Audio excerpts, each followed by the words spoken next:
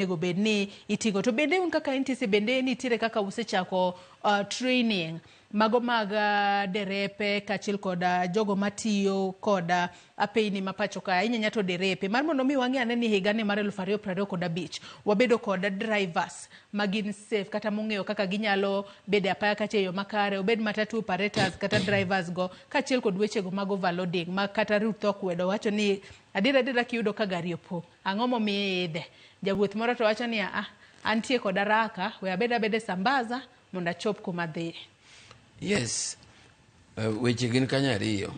Beda garaka, being on a hurry, and mokelo wache, being on a hurry, kata kum japiko, oketo jokaso korgi sana, odwa riembo matek, to kidhi chakiyude kang'ato wacho, tiyude kendo kobedo mane stage, kata ninde wiye piko. Kata kanen gari, bicha kiyudo mana kobedo packed, but yo kanyo. Kodi den taraka na en ng'oma ich, ma atarisha maisha mag jomoko e wang'ayo. Gimwate mokwayo jowa ni wa plan uru our journeys. Let us plan our journey. Gima keloga haraka ni and we fail to plan our journeys. Edwa dhi ing'eni owinjori chop kata ka en Kisumo, owinjori nigi meeting moro mar board meeting kata ka en kiny. To idwa wuok ka saa 11 kogwen.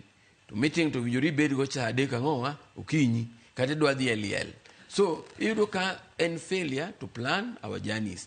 It is better we plan our journeys. Japiko, bende waweru bedu rugingwe irititi garaka mokni kare. Jo wuoth, waduto wa plan our journey. Wachak wuoth ang'owa chon. Mondo kata kang'ikruok moro bede wang'ayo. To pod in gi room to maneuver. Mane gima nyalo kwayo jowani, let us learn to plan our journeys. Wapanguru wuodhewa, wachakuru wuoth ang'owa chon. Aya, mano kipango chon, to kata mar sambaza genigi, ok bichandi, nikech gima kelo sambaza, en kaso kori moro idwa ringi dhika moro sa oserumoni, kore idwara gima nyalo teri kanyo, ng'wech.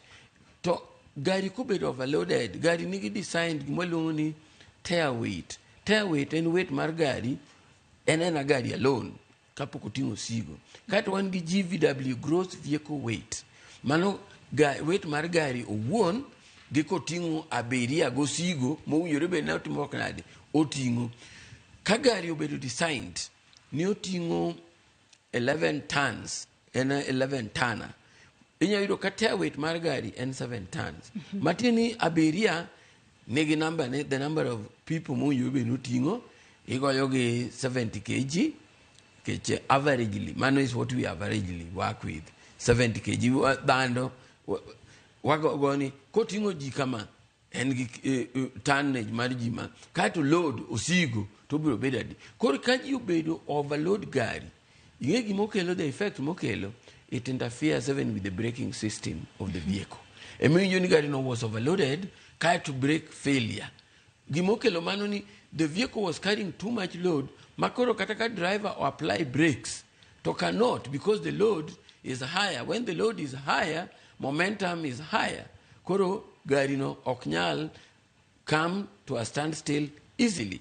Mane mumi wakwa engineer wapanguru wuodhwa chon wa avoid ang'e ni ka nikech gik matimoreyo manamba ginene conductor dwaro ni mano overload nikech mano mago gokoro mago surplus tokens mago maggi so kawa nyalo tima gik moko makare to bende it will just be okay mago what desist from this then let us also learn to take our vehicles for regular services kato bed gachi wuon ok ni dwari riemba gari mataya room te ma braking systems or shocks or what learn to service our vehicles regularly mano kato bed gachi wuon kato bed public service vehicle.